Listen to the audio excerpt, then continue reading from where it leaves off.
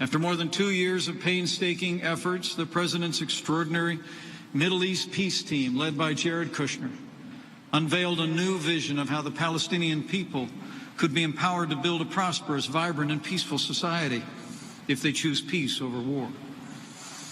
Now, I know the cynics out there say the President's dreams for peace are too big, that his hopes are too high, but it was none other than David Ben-Gurion, Israel's first prime minister, who said, and I quote, "Anyone who doesn't believe in miracles around these parts isn't a realist. So we will keep dreaming and keep working for peace."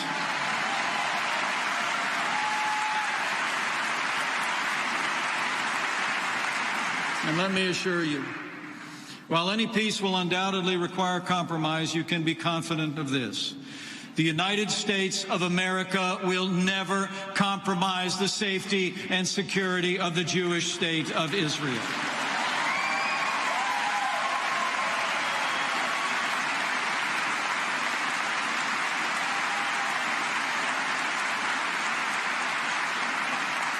In the wake of all those actions, finally, the President also made one other promise. He promised to stand up to the world's leading state sponsor of terror. And he did just that when he withdrew the United States of America from the disastrous Iran nuclear deal. There will be no more pallets of cash to the Mullahs in Iran.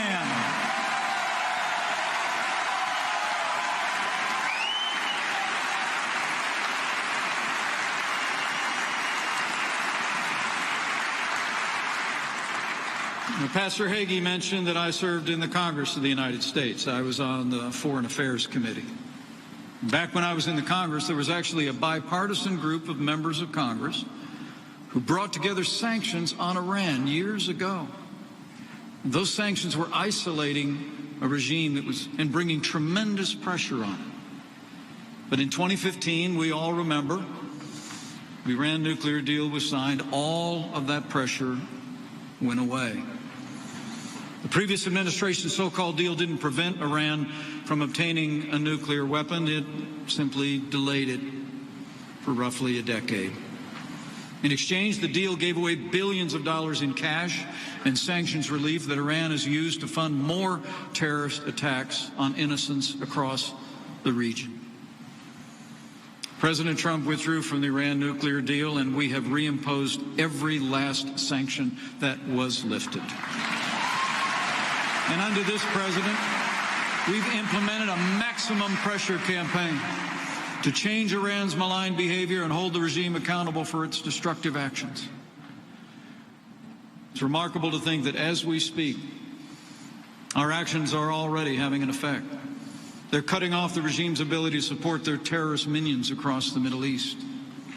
The Iranian economy is reeling under unprecedented U.S. sanctions. Now Iran must choose between caring for its people and continuing to fund its proxies who spread violence and terrorism throughout the region and breathe out murderous hatred against Israel. Over the last several months, despite promises and hopes to the contrary in 2015, Iran has been even increasing more of their malign activity and violence in the region. We've all witnessed it. Last month, Iran attacked tankers passing near the Strait of Hormuz, and they downed an unmanned American drone. And last week, Iran exceeded the amount of low-enriched uranium it can have. Today, it actually proclaimed it was going to start enriching uranium beyond the levels permitted by the agreement. Well, let me be clear. Iran should not confuse American restraint with a lack of American resolve.